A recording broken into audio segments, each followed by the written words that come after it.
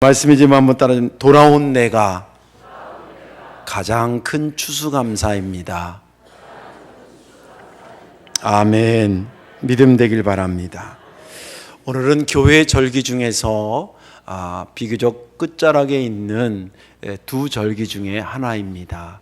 맨 마지막에 이제 성탄절이 있고, 그리고 겨울의 길목에서 이제 한 해의 열매를 다 거둔 다음에 하나님 앞에 감사해야 되지 않겠냐. 그래서 마련된 것이 추수감사절입니다. 전통적으로는 이제 미국의 전통이 있어서 11월 셋째 주에 하는 것이 통상이긴 한데, 또 기후가 미국과 우리가 또 좀 다른 요소도 있고, 그래서 한국 신학자들이 굳이 그거는 뭐 성경에서 언제 하라고 딱 지시되어 있는 날짜가 아니니까 교회마다 조금씩 유두리가 있지 않겠나, 이런 논쟁이 있었고, 그래서 저희는 11월 첫째 주를 늘 이제 추수감사 주일로 지키도록 하고 있습니다. 특별히 올해는 이 이른 양 찾아 품어주는 해를 가지고 저와 여러분들이 1년 동안 달려왔습니다. 이것이 농사라고 비유를 가지고 있을 때에 오늘 이 추수감사절에 가장 귀한 예물은, 하나님이 가장 기뻐하시는 예물은 무엇일까를 깊이 생각하면서 말씀을 들으시면 좋겠습니다. 지난번에 목회하던 데에서 14년 기도해서 교회 등록한 남자 성도의 이야기를 잠깐 하려고 합니다. 그를 알게 된 것은 그의 부인이 저희가 전도해서 교회 나와서 집사님까지 됐는데, 그러면서 그 과정 속에서 남편도 있다라고 하는 거, 그리고 남편이 교회를 안 다닌다라고 하는 이런 것들을 알게 됐습니다. 그 사람은 장로의 아들로 태어났습니다. 감리교 장로의 아들로 태어났습니다. 신앙의 가문에서 태어난 거지요. 중학교 때까지는 아버지의 욱박과 또 분위기가 그렇지 못하기 때문에 잘 다녔어요. 근데 화성이 집이었는데 이제 고등학교를 수원으로 유학을 나왔습니다. 자취생활하면서 슬슬 하나님의 곁을 떠나기 시작했습니다. 아버지 어머니의 눈물의 기도의 제목이었겠죠. 그렇게 해서 이제 직장에 들어가고, 군대 갔다 와서 직장에 들어가고, 그리고 결혼도 하고 아이도 낳게 됐습니다. 아들을 둘 낳았는데 큰 아들이 갓나서는 몰랐는데 1년 지나고 2년 지나서 옹알이를 하고 뭐 이렇게 얼굴을 마주치고 되게 그러면 애들 까꿍 그러면 보고 막 웃고 그러잖아요. 근데 엄마의 눈을 안 마주치는 거예요. 아빠가 불러도 이렇게 보고 그러는 거예요. 이상하다 싶어가지고 큰 종합병원에 가서 진단을 한 결과 활동성 자폐아라는 진단을 받습니다. 청천벽력 같은 소식을 듣습니다. 가슴이 얼마나 미어지고 아팠겠어요. 그 진단을 받았을 그때라도 주님 곁으로 오면 얼마나 좋았겠어요. 그런데 그 주님한테 안 오고 딴 주님한테 가셨어요. 소주라고. 그래가지고 그 소주님을 계속 드시고 마시고 하는 바람에 사람 원망하고, 자기 부인 원망하고, 자기 신세를 타령하고, 심지어는 그 화살을 하나님께까지 돌립니다. 하나님께까지. 부인은 신앙이 그나마 전도가 돼서 잘 자라고 있는데 남편은 요지부동이었습니다. 그러던 어느 날 저녁역인데 비가 부슬부슬 오는데 저희 교회가 이제 한 60병짜리가 있었고, 짓기 전에 60병짜리가 있었고, 그 옆에 30병짜리 사택이 있었는데 그 앞마당을 통해서 마을로 들어가게 돼 있습니다. 뭐 다른 길도 있었지만, 근데 저는 이제 마을에서 교회 쪽으로 오고, 이 남편은 바깥에서 자기 집 쪽으로 가다가 교회 앞마당에서 저를 딱 만난 거예요. 반갑잖아요. 그래서 악수를 하면서 반갑다고. 그런데 벌써 가까이 와서 딱 하니까 술 냄새가 진동을 해. 근데 술 취한 사람하고 악수하면 왜 손을 빨리 안 넣는 거예요? 손을 안 놔. 그러면서 저한테 그동안 자기가 쌓였던 그 하나님에 대한 질문, 아주 심각하게 저한테 묻는 거예요. 목사님, 내가 뭔 죄가 많아서 내 아들이 자폐증이 걸린 겁니까? 하나님이 이럴 수 있는 겁니까? 내가 뭔 죄를 지어서 하나님이 나한테 자폐 아들을 준 겁니까? 제가 해줄 말이 없었습니다. 또 간단한 대답도 아니잖아요. 그래서 성도님, 그래도 하나님은 당신을 사랑해요. 그리고 저도 성도님이 그렇게 그런 가운데 사는 걸 볼 때마다 마음이 굉장히 아파요. 그런 얘기를 한 10여 분 하고 그냥 해답 없는 말을 듣고 그냥 그는 집으로, 저는 저희 집으로 이게 돌아왔습니다. 그리고도 몇 년이 흘렀습니다. 계속 기도만 하는 거죠. 그러던 어느 날 주일인데 부인과 그 남편이 왔어요. 그저 예배를 마치고 너무 반갑잖아요. 그래서 온통 예배, 그날 예배는 그때 우리 교인들이 한 70명, 80명이니까 새로운 사람이 딱 오면 지금도 400명, 500명인데 내가 새로운 사람 딱 오면 딱 알거든요. 근데 몰랐겠어요. 온통 그날은 하나님보다 그 사람이 중심이야. 왜 왔을까? 어떻게 들어왔을까? 결단하고 온 건가? 끌려온 건가? 자원에서 온 건가? 막 별생각. 예배를 마치고 얼른 가서 막 반갑다고 인사하고 얘기를 쭉 들어보니까 이분이 개인 택시라는데 사고가 크게 났어요. 죽을 뻔한 사건인데 정말 안 다친 거예요. 그리고 사건 수습도 굉장히 매끄럽게 된 거예요. 그런 과정에서 하나님의 은혜를 경험한 거예요. 더 버팅겼다. 왜냐하면 기본 믿음이 있던 사람이니까. 더 버팅겼다는 나는 이제 죽겠구나 생각이 든 거예요. 그래서 부인하고 같이 교회에 왔어요. 신앙생활 열심히 하고 집사까지 열심히 하는 걸 보고 제가 왔어요. 돌아온 내가 가장 큰 추수감사입니다. 믿음 되길 바랍니다. 오늘 본문에 있는 말씀은 15장, 누가복음 15장 전체가 잃어버린 것을 찾는 것에 대한 기쁨과 감격을 소개하고 있어요. 자그마치 3번의 비유를 통해서. 근데 이 말이 왜 말하기 시작하셨냐면 바리새인들과 율법학자들이 예수님이 죄인들을 영접하고 그들을 환영하고 기뻐하고 이런 걸 보면서 미친 거 아니야 저거? 아니 저거 다 아는 죄인인데 저 사람 합수하고 저 사람 하면 안 되는데 라고 하는 걸 말하니까, 그런 제스처를 보니까 주님께서 그들에게 해준 말이에요. 첫 번째는 잃은 양 한 마리 찾는 그 비유, 목자의 기쁨에 대한 비유. 그리고 두 번째 비유는 10드라크마라고 동전의 그 돈의 가치가 우리로 말하면 원 있는 것처럼, 미국의 달러 있는 것처럼 드라크마라고 하는 돈 단위가 있었는데 그 드라크마라는 동전이 10개 있었는데 이걸 하나를 잊어버렸어요, 이 여인이. 그래서 막 찾다가 그 하나를 마저 찾아가지고 기뻐하는 그 여인의 기쁨. 그리고 마지막 오늘 읽은 본문은 한 아버지한테 두 아들이 있었던 거예요. 첫째랑 둘째가 있었는데 둘째가 아버지한테 어느 날 작심을 하고 온 듯이 와서 말하기를, 아버지 저한테 주실 유산을 지금 좀 주십시오. 이게 우리나라 정서에도 조금 그런 게 있지만 아버지가 생생하게 살아계시는데 자기한테 줄 유산을 잘라서 달라는 게 무슨 특별한 사고가 났다든지 병을 고쳤는지 뭐 이러면 모르겠지만 딱 아버지가 그 아들을 알잖아요. 낌새를.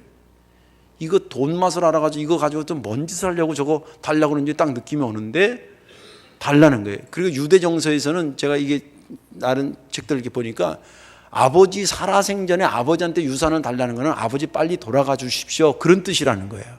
아주 불효한 놈이죠. 그 아버지가 하도 그러니까 알았어. 그리고 지 몫을 잘라서 줍니다. 아니나 다를까 이것을 그냥 받은 이 둘째 아들도 아니죠. 둘째가 이제 그걸 가지고 딴 나라에 가서 흥청망청 쓰기 시작합니다. 돈은 벌기 힘들어도 쓰기는 쉽잖아요. 마침 다 쓰고 반 거지가 됐는데 그 지역에 또 흉년이 든 거예요. 그래가지고 직장을 얻으려니 직장이 제대로 있나? 그래서 유대인들은 도저히 상상할 수 없는 돼지 키우는 직장을 들어갑니다. 유대인들은 여러분 아시다시피 돼지고기는 안 먹잖아요. 근데 그 돼지고기를 안 먹는 것도 있는데 거기 그걸 키우는 데를 가서 지금 열매를 먹이고 사료를 주고 있으니 이게 얼마나 비참한 겁니까? 바닥을 치고 있는 것을 지금 상상해서 주님께서 비유로 말씀하시는 거예요. 근데 더 비참한 것은 그 돼지가 먹는 주염 열매인데, 제가 딴 책에 보니까 그게 무슨 나무 열매 같은데 사람이 먹기에는 별로 맛없고, 그래서 그거 모아가지고 돼지나 주고 이런 쓰는 그런 열매랍니다. 그 열매라도 좀 먹고 싶은데 그것도 넉넉히 안 주는 거예요. 어느 날 배가 고파가지고 양지 바른 것에 이렇게 앉았는데 자기 신세가 너무 초라한 거예요. 내가 지금 뭐 하고 있나? 아버지가 없는 놈도 아니고 어머니가 없는 놈도 아니고 집이 없는 것도 아니고, 우리 집에 가면 품삯으로 받는 종도 이거보다는 배불리 먹을 텐데 내가 이거 지금 뭐 하고 있나? 그런 생각이 팍 들면서 가야 되겠다. 아버지한테 가서 저를 아들로 취급하지 말고 그냥 품종으로 품삯 준 일꾼으로 삼아달라고 그렇게 말해야 되겠다. 그리고 무거운 발걸음을 이끌고 아버지 집을 몇 날 며칠을 걸어서 왔습니다. 그 사이에 옷은 누더기가 됐을 것이고 머리카락도 엉망진창이고 못 씻으니까 냄새도 풀풀 날 텐데, 동네 어귀를 딱 들어섰는데 그 아들을 오늘이나 올려나 내일이나 올려나 계속 기다리는 아버지의 눈에 딱 포착이 됐는데, 세상에 멀리 있는 아들을 알아보는 거예요. 알아보고는 그 아버지가 거길 뛰어갑니다. 그리고 그 아들을 보면서 덥석 끌어안았다고 얘기해요. 목을 감싸고 막 얼굴을 비비고 그리고 볼에다 입을 맞추고, 이 아이들이 너무 송구스러워서 아버지, 저는 아버지를 아버지라고 부를 수 있는 자격이 없는 놈입니다. 제가 아들의 신분을 회복하기 위해서 온 것이 아니고요, 집에서 쓰는 몸종으로 날 써달라고 오는 거예요. 그러니까 아버지가 하는 말이, 야, 나는 너를 한 번도 종으로 생각한 적이 없어. 네가 왜 종이냐? 너는 내 아들이지. 그러면서 종들을 막 부르더니, 얘 빨리 옷 갈아입혀라. 그리고 손에 가락지를 끼우고 신발을 신겨라. 신발도 없이 온 거예요. 그러면서 송아지를 잡으라 그러고 풍악을 울리라 그러고 잔치를 준비하라니까 종들이 갑자기 아버지가 이러니까 왜 그러시냐 그랬더니, 내 죽었던 아들이 살아왔고 잃어버렸던 내 아들이 내가 다시 찾았는데 내가 어찌 가만히 있을 수 있겠냐. 그리고 잔치를 극진하게 벌렸다라고 하는 것이 본문에 있는 말씀입니다. 물론 그 이외에 이제 형이 돌아와서 하는 스토리가 연결이 됩니다만은 오늘 시간 관계상 거기까지만 읽었습니다. 저는 지난 주간에 이 본문을 보면서 제가 어디에 은혜가 됐냐면, 마치 추수감사절을 드리는 예배의 장소가 그곳인 것처럼 느껴졌습니다. 그리고 만약 오늘 우리가 추수감사주의를 지킨다면 과연 아버지가 가장 기뻐할 추수 예물은 무엇일까 하는 생각을 하면서 다시 돌아온 나를 말하지 않을까 하는 생각이 들었습니다. 오늘 말씀의 은혜를 받으시고요, 여러분들이 언젠가 물론 여기서 20년 30년 단신도 있지만 그분도 그 전에 처음 왔을 때 돌아온 사람이었고, 늦게 오고 일찍 온 거의 시간의 차이지 하나님께로 다 돌아온 우리들이 주님이 가장 받고 싶었던 예물이었다는 거 다시 한번 생각하시고 여러분들의 신앙생활에 아름다운 진보가 있기를 주의 이름으로 축원합니다. 왜 돌아온 내가 가장 큰 추수감사일까? 감사를 받으실 하나님이 가장 기뻐하는 열매이기 때문에 그렇습니다. 오늘 본문 20절에 보면, 이에 일어나서 아버지께로 돌아가니라. 아직도 거리가 먼데 아버지가 그를 보고 측은히 여겨 달려가 목을 안고 입을 맞추니 라고 기록하고 있습니다. 20절을 보면 집 나간 아들을 향한 그 아버지의 심정이 얼마나 절절한지 느낄 수 있는 단어들이 몇 개 나옵니다. 그 중에 하나가 먼 거리에 있는 아들을 알아보는 아버지였습니다. 제 둘째가 10월 8일 날인가 10월 언제 군대 갔잖아요. 근데 연병장이 그날 한 1000여 명 정도 모였더라고요. 이렇게 가지고 입소식 하고 쭉 행진하면서 돌면서 이제 부모들이 있는 데 가서 쭉 하면서 눈인사를 하고 지나가라고 그러는데 다 애들이 복장이 비슷해. 검은틱틱한 옷에 머리 빡빡 깎았지, 키 비스무리하지, 체구 비슷하지. 그러니까 그놈이 그놈 같아요. 근데 저쪽에서 오는데요, 그 대열을 지어서 뭐 몇백 명씩 이렇게 오는데, 아니 내 아들이 보이더라니까. 걔가 뭐 얼굴이 아시다시피 잘생기기를 했어. 눈이 크기를 해, 키가 크기를 해, 피부가 곱기를 해. 근데 그 아들이 보여요. 이 아버지가 그랬던 거예요. 멀리서 오는데 그 아들이 보이는 거예요. 그리고 가서 측은히 여겼다. 성경에 보면 측은으로 가슴이 꽉 찼다 그렇게 돼 있습니다. 영어 성경에. 그러니까 아유 딱하네 이게 아니라 막 당신이 어쩔 줄 힘들 정도로 그 아들에 대한 연민이 확 일어나는 거예요. 자기 돈 다 정리해가지고 가서 다 써버린 그 아들은 다 잊어버리고 그냥 누더기가 돼서 오는 아들을 보며 그것만 보이는 거예요. 그리고 쫓아가서 그를 끌어안고 목을 비비고 입을 맞췄다는 것은 한 몸을 만들었다는 거예요. 냄새가 나도 사랑의 힘에서는 그 냄새가 아니에요. 그 자기를 아버지 별로 생각 안 하고 아버지 싫다고 집 싫다고 나간 아들하고 너는 나갔어도 나는 너랑 한 몸이라는 거예요. 막 부둥켜안고 우는 거예요. 그리고 얼마나 좋아했는지 송아지를 잡으라고. 그래서 오늘 남성계에서 소고기 국밥을 준비했어요.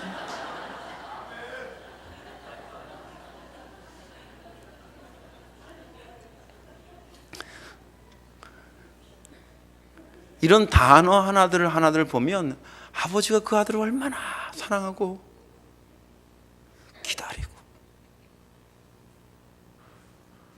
또 기다리고 또 기다리고 얼마나 그 아들을 기다렸지. 이 아버지가 무엇으로 기뻐했겠어요? 그날 소가 송아지를 낳아서 기뻐했겠어요? 농사가 잘 돼서 기뻐했겠어요? 이유는 딱 한 가지예요. 집 나간 아들이 돌아온 거예요.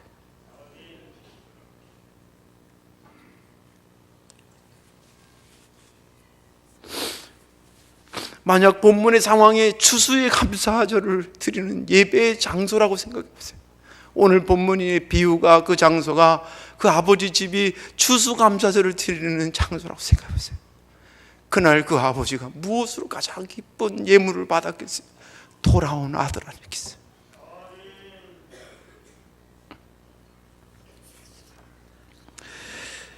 성경에 보면 이렇게 기록이 되어 있습니다.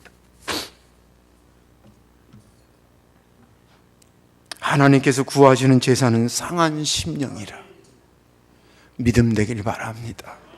물론 여기 나와 있는 꽃이나 이 감이나 이런 거 다 너무 아름답고 귀하고 값진 것입니다. 그런데 하나님에게서는 이거보다 더 귀한 예물이 있습니다. 이렇게 해야 되겠다고 마음먹은 그 심령을 주님은 더 귀한 예물로 받으십니다. 왜 하나님은 우리같이 부족한 것이 다시 돌아오는 것을 그렇게 기뻐하시는 걸까? 그것은 가장 허전했던 것이 채워졌기 때문에 그래요. 가장 허전했던 것이 채워졌기 때문에. 허전하다라고 하는 것은 있었던 것에서 없어졌을 때의 그 없어진 것을 보면서 허전이 느껴지는 거예요.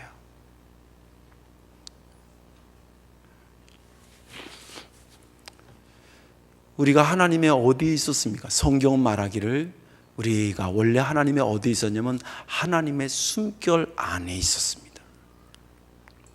창세기 보면 흙으로 땅을 이렇게 흙으로 몸을 비추시고 그거 자체는 사람이 아니었습니다. 그냥 흙덩어리였죠. 근데 거기에 하나님이 당신의 호흡을 집어넣습니다. 푸누마라 그러는데 당신의 호흡을 집어넣으면서 그 진흙덩어리는 더 이상 진흙덩이가 아니라 살아있는 생명이 됩니다. 그것이 우리였습니다. 우리는 어디에 있냐면 하나님의 숨결 안에 있습니다. 아들은 어머니의 숨결 안에 있고 자식은 아버지의 숨결 안에 있고 우리는 하나님의 숨결 안에 있습니다. 그런데 어느 날 그 숨결 안에 있었던 당신의 자식들이 세상의 공기가 좋다고 세상으로 나가기 시작했습니다. 하나둘씩 빠져나가더니 집단으로 이탈합니다. 하나님 호흡 속에 있었던 우리가 비기 시작하면서 그분한테 몰려오는 허전함은 이루 헤아릴 수 없었습니다. 다시 돌아왔다라고 하는 것은 그 허전한 자리에 원래 있었던 내가 그 자리에 들어왔다는 것입니다. 그러니 그 허전함을 극복할 수 있는 것은 다른 것이 아니었습니다. 다른 어떤 것으로 그 허전함은 극복되는 것이 아니라 내가 있었던 하나님의 가슴에 내가 들어와 있을 때 그분은 가장 기뻐하시게 되어 있었던 것입니다.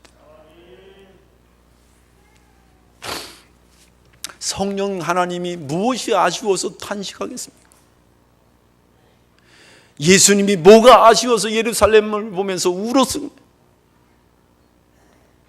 당신 가슴 속에 있었던 자들이 이탈되어서 세상 공기에 취해 있는 것을 볼 때에 주님이 한탄하고 허전하고 울으셨던 것입니다. 오늘 이 아버지도 마찬가지입니다. 이 아버지가 왜 이렇게 허전했을까요? 그가 먹을 것이 없어 허전했겠어요? 농사가 잘 안 돼서 허전했겠어요? 그리고 입을 옷이 없어서 허전했겠어요? 자기 품에 있던 아들이 나가서 그 자리가 빈자리가 되면서 허전했는데 오늘 그 아들이 온 것입니다. 그래서 그 빈자리를 채워준 거예요. 이것처럼 기쁜 것이 어디 있겠습니까? 우리가 신앙생활 하면서 통상 성도들이 나에게 하나님은 어떤 분인가 이런 생각들은 많이 합니다. 나에게 그분은 구세주요, 나에게 복 주시는 분이요, 나와 함께 하시는 분이요, 나에게 빛이시요 등대가 되시는 분이라고. 물론 그 좋은 생각입니다. 그렇게 생각을 가지셔야 됩니다. 그런데 또 한 가지 중요한 것은 하나님에게 있어서 나는 어떤 존재인가를 늘 물어야 됩니다. 막 돌아다니는 애들이 가끔 길을 잃어버리잖아요. 울고 다니잖아요. 왜 우는 줄 알아요? 잊어버렸으니까. 자기한테 엄마는 나를 도와주고 먹여주고 입혀주고 씻겨주는 분이라는 생각을 하는데 어린 아이니까 엄마한테서 나는 얼마나 소중한 존재일까를 생각하지 못하는 거예요. 그래서 지 맘대로 막 돌아다니는 거예요. 아유, 엄마한테 나는 금쪽 같은 존재니까 내가 조심해야지. 그러면 별로 안 다치는데, 내가 집에 안 가면 엄마가 그날 저녁에 잠을 못 자는데 그렇게 난 소중한 존재인데 라는 생각을 하면 멀리 안 나가고 시간이 넘어도 안 들어오거나 그러지 않을 텐데, 우리도 마찬가지인 것입니다. 나에게 대한 하나님에 대한 것은 박사인데 하나님에게 있어서 나는 어떤 존재라는 생각은 거의 초등학교 수준일 때가 많다 이 말이에요. 여러분들, 우리가 생각하는 것보다 하나님한테 우리는 너무나 소중하고 귀하고 당신의 호흡 속에 있는 존재들입니다. 그 자리를 찾으셔야 되고 그 자리를 떠나서는 안 되는 것이 우리의 영적인 자세일 줄로 믿습니다. 마지막 하나는 왜 돌아온 내가 가장 큰 추수감사냐면 죽었던 자가 다시 살아났기 때문에 그렇습니다. 얼마 전에 이상 가족 상봉 그거의 기사를 이렇게 쭉 보니까 가슴 뭉클뭉클한 이 사연들이 많더라. 그 중에 하나는 뭐냐면 형제인데 6.25 때 자기가 20살이었고 그 형이 21살인가 2살이었대요. 근데 형이 의용군에 끌려가지고 북한에 가가지고 생이별이 된 거예요. 세월이 60년 가까이 되니까 30몇 년까지 기다리다가 영 소식이 없으니까 자기 아버지 어머니 제사 지낼 때 형도 밥을 떠나서 형도 죽은 줄 알고 그렇게 했다는 거예요. 그런데 이 상봉 그것이 있으면서 열흘 전인가 통보가 작용한테 했는데 찾고 싶었던 그 형이 북한에 살아있다는 통보를 받고 그 부인이 하는 인터뷰한 거니 그 통지서에 남편이 얼마나 눈을 이렇게 크게 뜨고 봤는지 눈에서 실핏줄이 터졌다는 거예요. 왜 그랬을까요? 죽었다고 생각하는 형이 살아있을 때. 오늘 여기 본문에 보면 이 아버지가 죽을 뻔한 내 아들이 돌아왔다라고 성경에 기록되어 있지 않아요. 죽었던 아들이 살아났다 그러고 잃어버릴 뻔한 아들이라고 표현하자고 잃었던 아들이 내가 얻었다고 그렇게 해요. 신학적으로 이게 맞는 말입니다. 인간은 원죄를 통해서 에덴 동산 선악과를 따먹는 순간 이미 우리 영혼은 죽은 겁니다. 내가 육신의 생명만 살아있으니까 살아있다고 천만의 말씀입니다. 그리스도께서 우리를 살려서 그분과 하나가 된 것입니다. 그래서 내가 다시 왔을 때 죽을 뻔한 아들이 온 게 아니라 죽을 뻔한 딸이 온 게 아니라 죽었던 아들이 오고 죽었던 딸이 돌아온 것으로 표현한 것입니다. 그리고 심정적으로는 이미 아들이 집을 나갔을 때 이 아버지 얼마나 충격을 받았는지 마치 아들이 죽은 것처럼 충격을 받았다는 거예요. 그래서 죽었던 아들이라고 얘기를 하는 거예요. 그 아들이 돌아온 것입니다. 세상에 생명보다 귀한 게 어디 있겠어요? 육신의 생명보다 귀한 게 어디 있겠어요? 우리 영혼의 생명보다 귀한, 심지어는 이 자연의 생명보다 더 중요한 게 어디 있겠어요? 그것이 죽었는데 그게 살아났어요. 그러니 이 아버지가 얼마나, 우리가 단순히 교회에 다시 오게 된 것은 교회의 멤버십이 다시 부여됐다, 그런 차원 그 이상의 의미를 갖고 있습니다. 이제는 주의 말씀대로 살겠다라고 하는 결심 그 이상의 의미를 갖고 있습니다. 뭐냐? 죽었던 내가 살아난 것이고 잃어버렸던 내가 다시 찾으면, 집을 잃어가지고 방황하던 내가 집을 찾게 되고, 아버지의 품을 잃었던 우리가 아버지의 품을 다시 찾은 것이 새 생명의 역사가 일어났다는 거예요. 그러니 이것이 어찌 아버지의 기쁨이 아니고 우리의 기쁨이 아니겠습니까? 이것처럼 값진 예물이 추수감사절이라고 생각할 때 그보다 더 값진 예물이 어디 있겠습니까? 이제 말씀을 정리합니다. 추수감사절은 1년 동안의 농사를 짓고 그리고 얻은 열매들을 또 받은 은혜들을 하나님 앞에 모아서 감사하는 절기입니다. 기왕에 여러분들이 하나님 앞에 감사할 거라면 하나님이 가장 기뻐하는 것을 드리십시오. 그것이 무엇가를 생각하고 설교 준비하면서 많은 생각을 했는데 결론은 여러분들 자신인 것입니다. 주님 품에 온 여러분들보다 더 값진, 이것이 돈으로 환산할 수 없고 그 어떤 것으로도 대체할 수 없는 아버지의 가슴에 들어오는 가장 귀한 예물입니다. 여러분들 스스로가 그런 존재임을 깨닫고, 오늘 처음 교회 오신 분은 내가 그런 것이구나, 나는 몇만 원 드린 거 가지고 드렸다고 생각했는데 그게 아니었구나, 나를 받으시는 것이구나, 나를 소중히 여기고, 또 이미 오래전에 이 교회 오신 우리 성도님들은 그래요, 주님 앞으로도 제 모든 것을 제가 드리겠습니다. 저보다 더 값진 것을 원하는 게 없다는 것을 내가 알았으니 내가 예물이 되도록 살겠습니다. 여러분들의 삶에 그런 추수감사절의 역사가 계속되기를 주의 이름으로 축원합니다. 기도하겠습니다. 자비하신 아버지, 고맙고 감사하고 주님 앞에 부끄러운 것밖에 없습니다. 주님, 우리들을 그토록 기다리시고 다시 돌아오기를 애타게 기다리셨던 주님의 마음을 보며 다시 돌아온 내가 그 어떤 것의 예물보다도 비교할 수 없을 정도로 값진 추수감사 예물임을 고백하며 앞으로 이런 예물된 삶을 충실히 살아갈 수 있도록 인도해 주옵소서.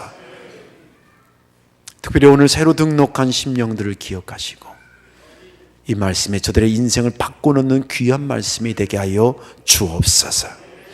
예수님의 이름으로 축복하며 기도하옵나이다. 아멘.